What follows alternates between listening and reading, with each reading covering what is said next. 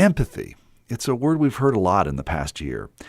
Whether woven in the closing arguments before a jury or from elected leaders appealing to the better angels within us, somebody somewhere is calling for empathy.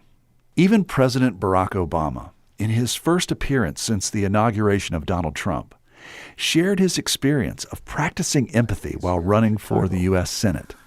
I had spent a lot of time traveling around the state. And over time, I got to know people in parts of Illinois that would today be considered red. And I lucked out effectively that I was kind of under the radar screen, so political ads didn't characterize me. And people would meet me, even though I'm this Chicago lawyer from a liberal district with an Arab-sounding name, and but I'd show up, and then you'd have a conversation, and you'd talk about their kids and basketball and what was happening on their jobs, and people got a sense that my frames of reference and my values were not so different from theirs. And that gave me the ability to break through some of the assumptions that people might have otherwise had. This was part of a discussion on civic engagement President Obama recently moderated with 6 young leaders in his hometown of Chicago. The day before, he met with a group of young men, most of whom already had prison records, and most of whom had already been shot.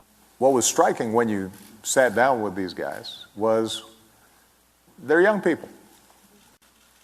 And if you had listened to them talking, you would recognize them as not that different from any other young man 18 to 24. What was different was their circumstances. They had grown up, in some cases, in foster care, or their mother was a drug addict, and they had been neglected. And so even within the city boundaries, a lot of times we will characterize our neighbors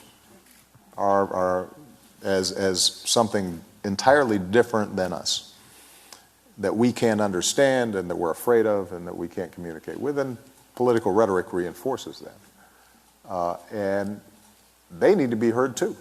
And because if the 6 of you had been in that conversation, you would have come away not saying, oh, these are some thugs or super predators that I can't relate to. You'd actually say, man, if I had gone through what they went through, I'm not sure how things would have worked out for me either. And that creation of empathy then promises a different kind of civic response and political response than the one that so often we have. So that hearing other people, I think, is vital. And the question is, are there ways in which we can create opportunities to do that for more young people earlier on, before the lines of division start hardening? But what is empathy? And why do we need it? Merriam-Webster defines empathy as the action of understanding, being aware of, being sensitive to, and vicariously experiencing the feelings and thoughts and experience of another, without having the feelings, thoughts, and experience fully communicated in an objectively explicit manner. Also, the capacity for this. With all the calls for empathy of late, is it that we lack the reflexive response for empathy? And if so, how do we get it? And are we sure that we want it?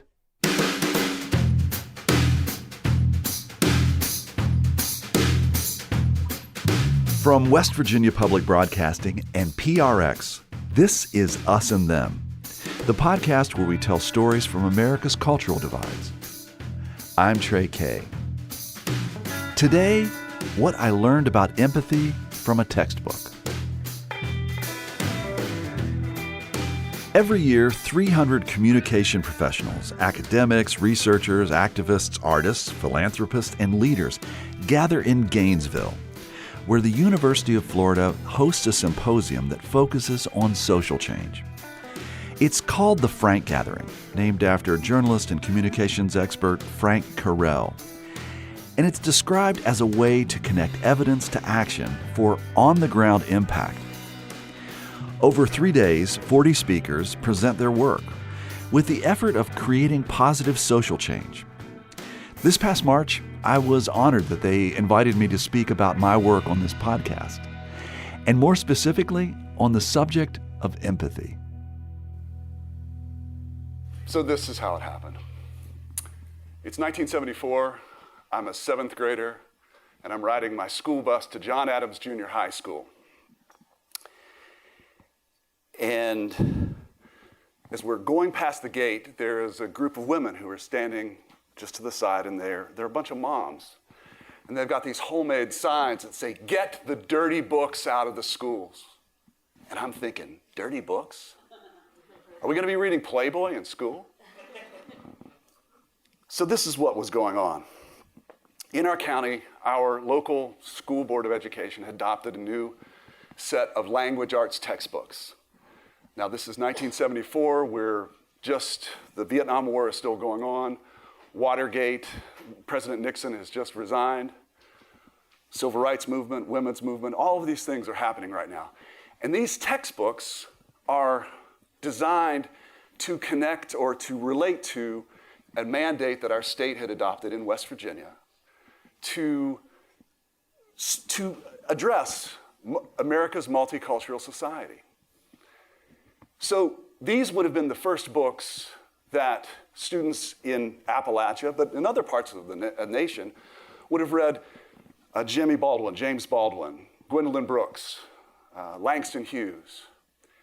And with regard to the Vietnam War, they were encouraged to get children to talk about these things and to ask questions and to maybe challenge authority. The local protesters got incredibly angry about this. They believed these books challenged patriotism, that they undermined the authority at home, that they had a specific attack on Christianity, and then in many cases they just believed that they were lewd and vulgar. The local fundamentalist preachers got involved, and they animated their communities.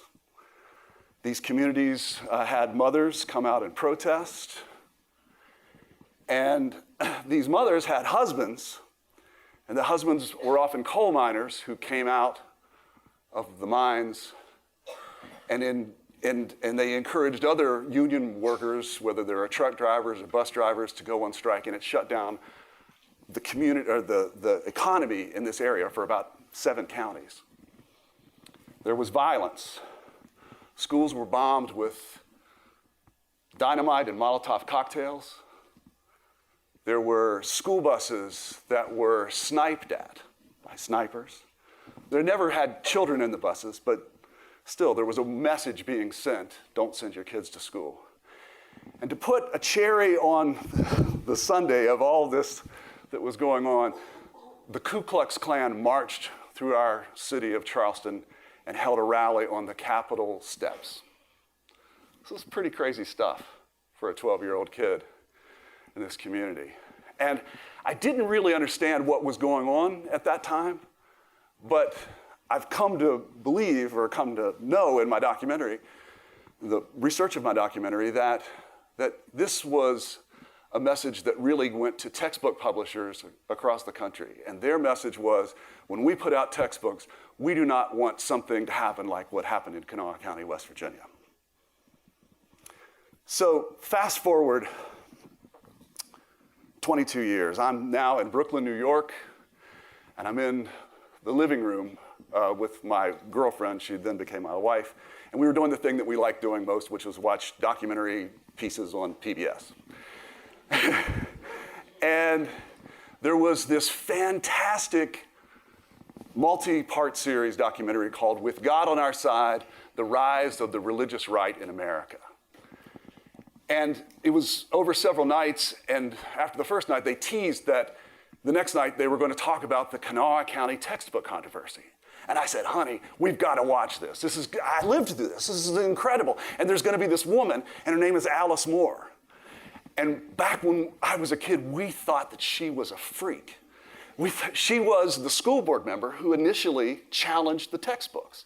And she pretty much kind of unleashed this whole controversy. She was the one who sparked it. And people on my side of the tracks, who were people who supported the textbooks, most of us, we thought that she was crazy. There were like pictures of her, like a witch on a broom. And I said, honey, we got to watch this. And so the next night we were there with our popcorn and we were watching this documentary. And Alice came on, and I remember my first thought was, well, wait a minute, she didn't say something crazy there. Well, but she'll say something crazy later. And then the next time she was on the screen, she said something, and in a way I found that I didn't find what she was saying was crazy, but I didn't agree with her. And then this light went off in my head. And the light, there was a voice that said, Trey, what she is saying is that she believes that she has core values that she believes that are under attack. You have core values. What if you felt that they were under attack? And then I thought, if I was in that situation, I certainly wouldn't want to have people who were diminishing me, ridiculing me, and making me feel as though I was insignificant and laughable. So years later, I made my documentary, and when I was making it, I wanted to reach out and try to get a hold of these preachers and the protesters and the various people, because I didn't think the piece was going to be worth anything if you didn't hear their voices. And the person who I wanted to speak with the most was Alice. And so I tracked Alice down to her home in Tennessee, is where she's living now. And I remember when I first called her on the phone, my knees shook as the phone was ringing, and I was afraid that I don't know, she was going to call me a liberal journalist from the liberal media or something like that, or that she was going to scream at me or yell at me or be the witch on the broom that I thought she was from when I was a kid. But she was really warm, and we talked for a while, and she seemed to like me, and I found that I really liked her. And when I met with her and I sat down, I remember how back in the day she always showed up to events where she seemed so well put together with nice, smart-looking outfits and pearls, and she just looked fantastic. But as I was sitting with her in her house, she was wearing a house coat and a pair of jeans, and she had a smelly dog by her feet. And I remember doing what we radio journalists do, just stand an arm's length away with a microphone, and she just seemed like a real person to me. So, as was said in the announcement, the documentary came out. It won 3 major awards. And after it was over with, I continued to have my friendship with Alice. We kept talking. And we, at that point, could be more free about what we discussed. So we talked about religion. She wanted to save my soul. We talked about politics. She thought that Barack Obama was a Muslim communist who was not born in this country. We talked about our personal life. She told me about the first time that she was kissed. A real relationship. And we argued a lot, too. If you listen to the Us and Them podcast, Alice is on some of these episodes, and you can hear us argue. And you can also hear us love each other.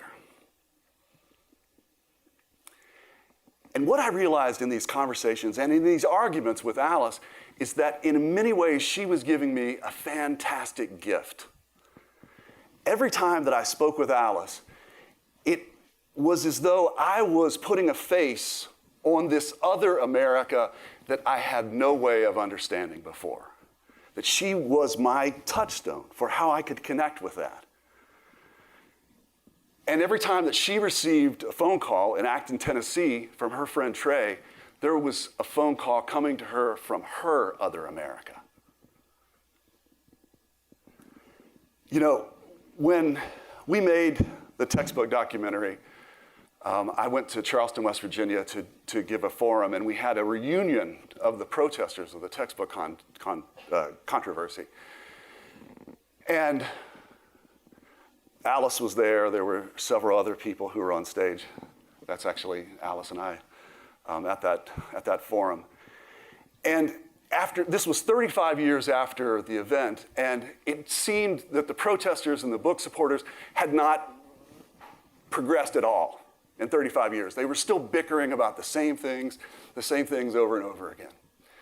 And at some point, an exasperated moderator looked to me and said, "Trey, can you make any sense of this?" And all I could do was think of how, when I was making this report, I remember driving around in my car listening to Rush Limbaugh. And at that time, the Senate was debating comprehensive immigration reform. And there was a group in the middle of this, you might recall, called the Gang of Eight: John McCain, Lindsey Graham, I think Joe Lieberman at the time. And Rush Limbaugh was excoriating the Republicans, just giving them grief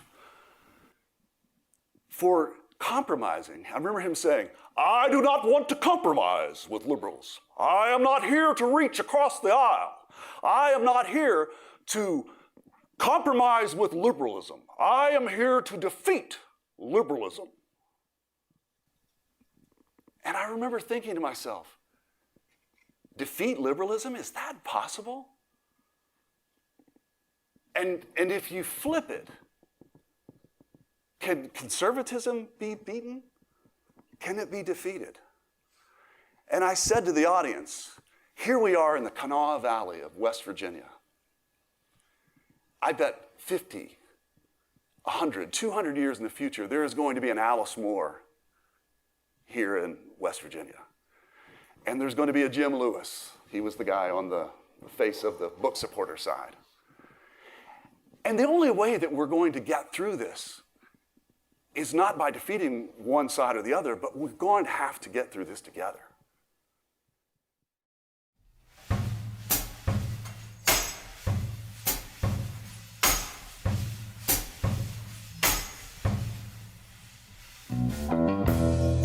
Coming up, more of my speech at Frank 2017. I'm Trey Kay, and this is Us and Them, which is supported in part by the West Virginia Humanities Council, the CRC Foundation, and the Daywood Foundation.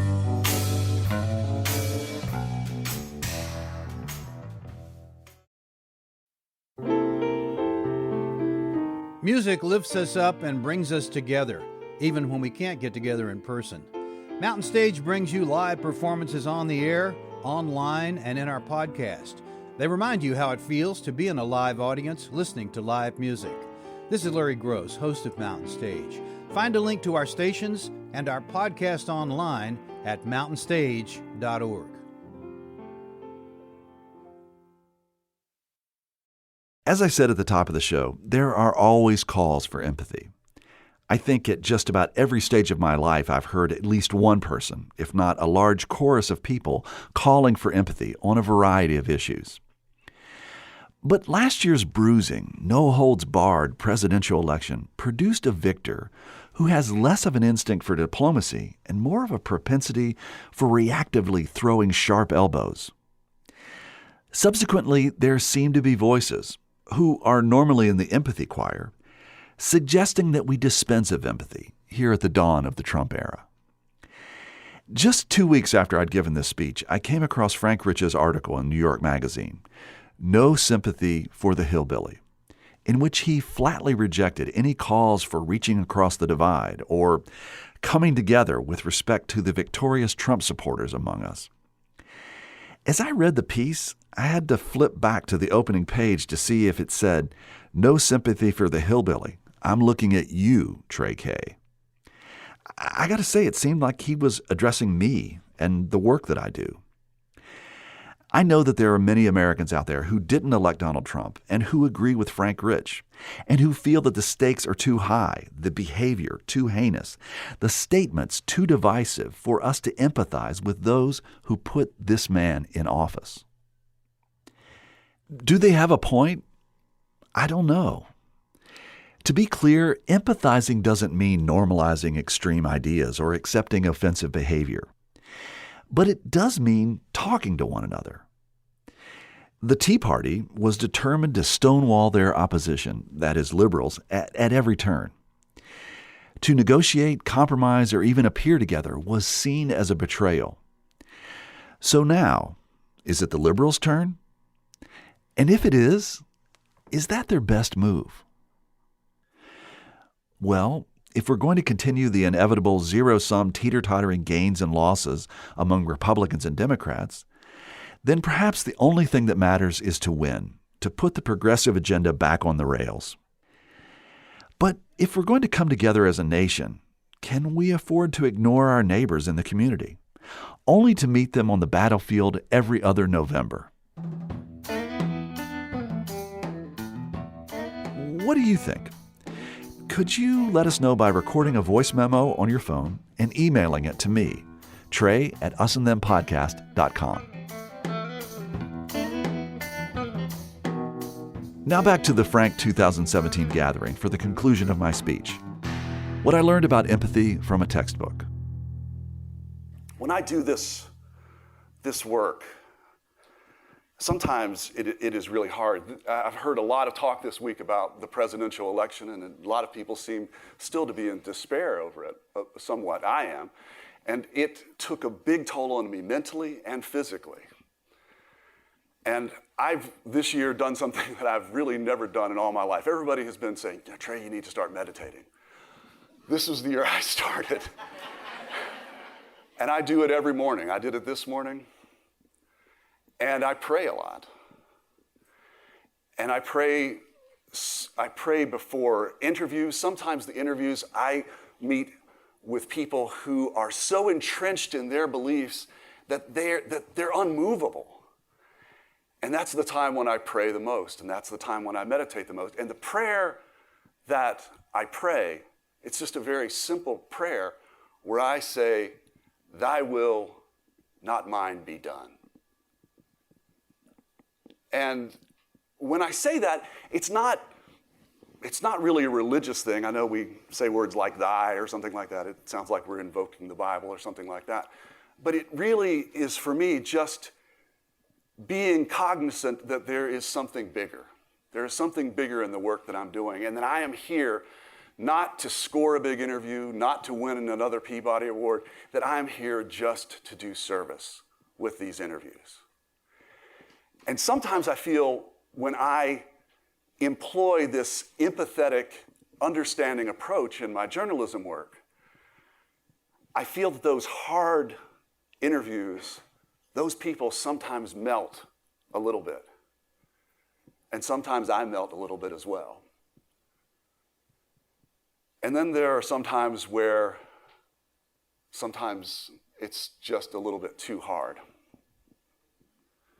Recently, I was in Charleston, South Carolina for the penalty phase of the Dylann Roof trial. And my work or my assignment was to connect with people maybe from his family or from people who were the families and friends and survivors of the victims.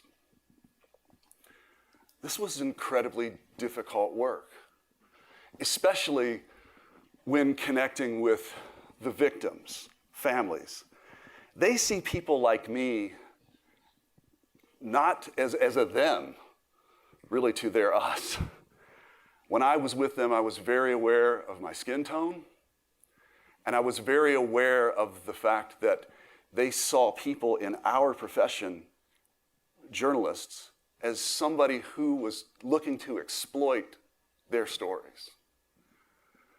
It was really difficult work at a time where I was being seen as a them to their us, when I really felt that I was on their side, and all I wanted that we could agree on, that we were us and not us and them.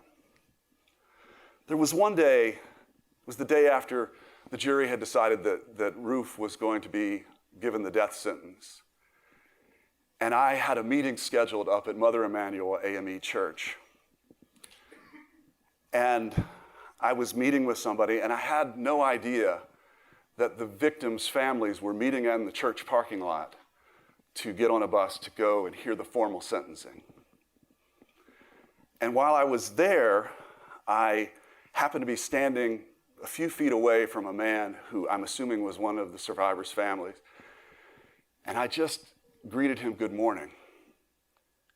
And as I did that, a woman came out of the church, and she came like a guard dog, just kind of charging at me like, "Who are you and what are you doing?"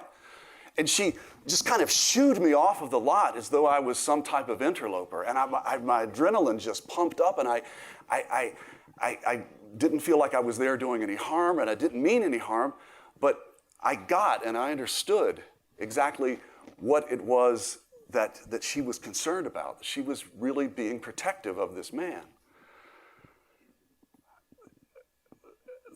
I went and I did my interview just after that.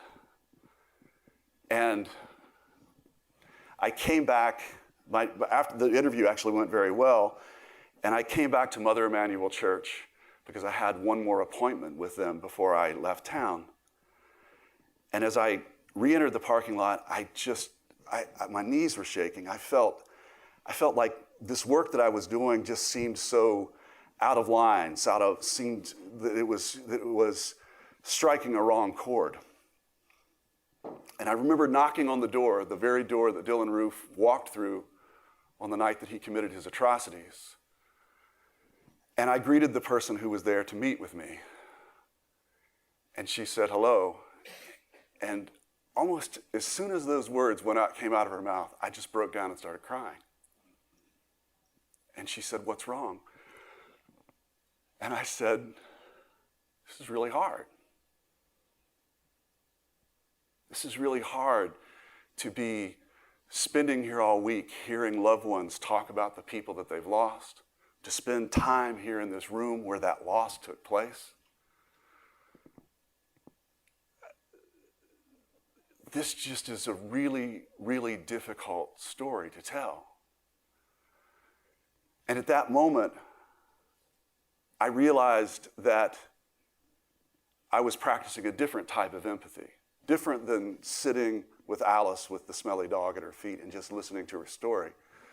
This was a time where I had to realize that true empathy was about knowing when a story is not ready to be told and when somebody is not in a place where they need to be badgered to tell it. You know, sometimes I feel that in this work that I do with the Us and Them podcast, I am somebody who is trying to save the world. And I realize that sometimes when that is your intention, if you are to do it right, sometimes you need to know that in doing so, you are the one who might need to be changed. Thank you.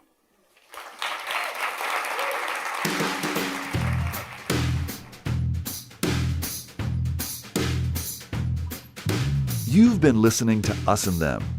This episode was produced by Mitch Hanley and me, Trey Kay. Thanks to Ann Cristiano of the University of Florida's College of Journalism and Communication, who is the instigator behind this wonderful, frank gathering. It truly was an honor to be invited. And special thanks to Eric and Tevi for coaching and helping me shape the talk that I presented at Frank 2017. If you'd like to see the video of my speech, or any of the other speakers from this year's gathering or previous gatherings, we've posted a link at our website at usandthempodcast.com. Michael Lipton and Tristan Lozow wrote and performed the Us and Them theme music. Mark Lerner designed our logo. Rita Krisofi and Mariana Trofimova designed our website at usandthempodcast.com and provide images for the web. Our intern is Nicholas Tantillo. The wonderful people at PRX and West Virginia Public Broadcasting make Us and Them possible. So do grants from the Corporation for Public Broadcasting, the National Endowment for the Humanities, the West Virginia Humanities Council, the CRC Foundation, and the Daywood Foundation. See you next time on Us and Them.